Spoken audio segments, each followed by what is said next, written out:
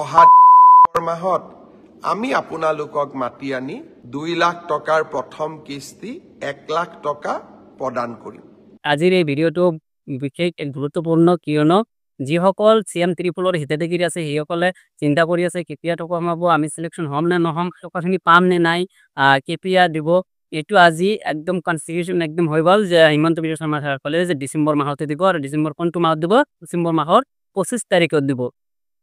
সকলোৰে ইন্তজাৰৰ যিটো কি আছিল অন্ত পৰিব আৰু ডিসেম্বৰৰ প্ৰথম সপ্তাহ ভাবি আছে ডিসেম্বৰৰ 25 তাৰিখে টকাটো দিলে তেনেহ'লে আমাৰ মোবাইলত কেতিয়া মেছেজ আহিব সিলেকশন হোৱা বুলি।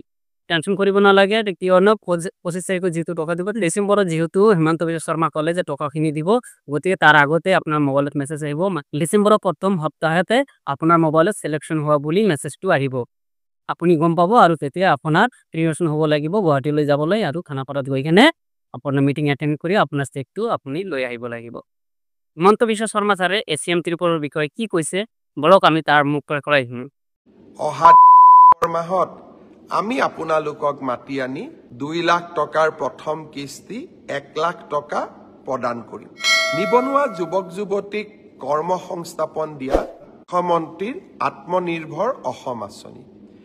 এই আঁচনিৰ জৰিয়তে আমি 2 লাখ যুৱকক 2 লাখ টকাৰ ঋণ আৰু অনুদান প্ৰদান কৰোঁ, যাৰ জৰিয়তে তেখেতসকলে জীৱন বাটত আগুৱাই যাবলৈ প্ৰেৰণা পায়। মই অত্যন্ত আনন্দিত যে এই বছৰৰ ৭৫,০০০ যুৱক যুৱতীৰ নিৰ্বাচনৰ প্ৰক্ৰিয়াটো সম্পূৰ্ণ হৈছে।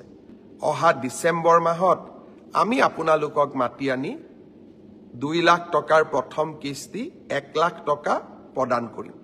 তেওঁলোকক মই আপোনালোকক গুৱাহাটীলৈ আমন্ত্ৰণ জনাম, অৰ্থাৎ ৭৫,০০০ আৰু ২৫,০০০ 1 লাখ ল'ৰা ছোৱালীয়ে আত্মসংস্থাপনৰ সুযোগ পাব। বন্ধুসকল ভিডিঅ'টো যদি ভাল লাগি থাকে, ইনফৰ্মেশ্যন যদি ভাল লাগি থাকে তেনেহ'লে মোৰ চেনেলটো ছাবস্ক্ৰাইব কৰিব, ভিডিঅ'টো লাইক শ্বেয়াৰ কৰিব, চাই থ'ব এনেকুৱা আপডেট পাবলৈ। জয় অসম।